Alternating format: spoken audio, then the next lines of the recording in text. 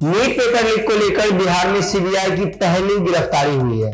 आखिर कैसे पकड़ा गया मनीष और जांच प्रक्रिया कहां तक पहुंची, जानेंगे इस वीडियो में। नमस्कार, मेरा नाम है अमरदीप और आप देख रहे हैं online news. NEET paper leak मामले में सीबीआई ने बिहार में पहली गिरफ्तारी की है। अपनी जांच के दूसरे दिन सीबीआई ने मनीष प्रकाश को गिरफ्तार किया है। इससे पहले उसे पूछताछ के लिए बुलाया गया था और इसकी आधिकारिक सूचना मनीष की पत्नी को भी दे दी गई है। आने वाले दिनों में इस मामले में और भी कई गिरफ्तारियां हो सकती है। इससे पहले दो आरोपियों चिंटू और मनीष को सीबीआई ने 7 दिनों की रिमांड पर लिया और उनसे पूछताछ भी जारी की। सीबीआई टीम बुधवार को हजारीबाग के एसबीआई मुख्य ब्रांच में गई थी और बैंक में रखे गए प्रश्न पत्रों के बारे में जानकारी जुटाई थी। बैंक के सीसीटीवी फुटेज को भी खंगाला गया था। अब तक पेपर लीक मामले में जांच कहां तक पहुंचा और क्या हुआ है, चलिए इस पर एक नजर डाल देते हैं। पेपर लीक की पृष्ठभूमि के बारे में पहले हम बात कर लेते हैं। 4 मई की रात नीट के एक दिन पहले प्रश्न पत्र कुछ व्हाट्सएप ग्रुप पर पहुंचने की सूचना पुलिस को मिली थी। पटना स्थित खेमनी चक के learn play school and boys hostel में अभ्यर्थियों को उत्तर रटवाने की जानकारी के आधार पर छापेमारी की गई थी। इस दौरान 13 संदिग्धों की गिरफ्तारी हुई और कई दस्तावेज जब्त कर लिए गए थे। पेपर लीक की पुष्टि हुई। जांच के लिए पटना एसएसपी के नेतृत्व में एसआईटी बनाई गई और तकनीकी सहायता के लिए ईओयू को भी शामिल कर लिया गया।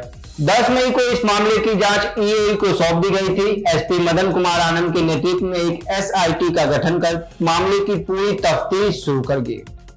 17 मई से विधिवत ईओयू ने जांच शुरू की और बिहार से लेकर झारखंड में अनेक स्थानों पर लगातार छापेमारी की गई। 22 जून को ईओयू ने 6 आरोपितों को देवघर से गिरफ्तार किया, जिसमें अहम सूत्रधार चिंटू कुमार समेत उसके अन्य सहयोगी भी शामिल थे।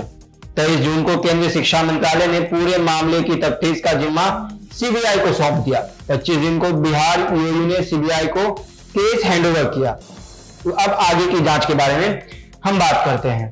सीबीआई की जांच अभी जारी है और आने वाले दिनों में भी कई गिरफ्तारियां होने की संभावना है। मनीष प्रकाश की गिरफ्तारी के बाद मामले की जांच में और तेजी आई है और सीबीआई द्वारा संभावित कोणों से मामले की जांच की जा रही है। राजनीतिक विवाद और राष्ट्रपति का संबोधन भी इसी विषय पर हुआ था। चलिए जानते हैं कि राजनीतिक गलियारों में आखिर क्या हुआ।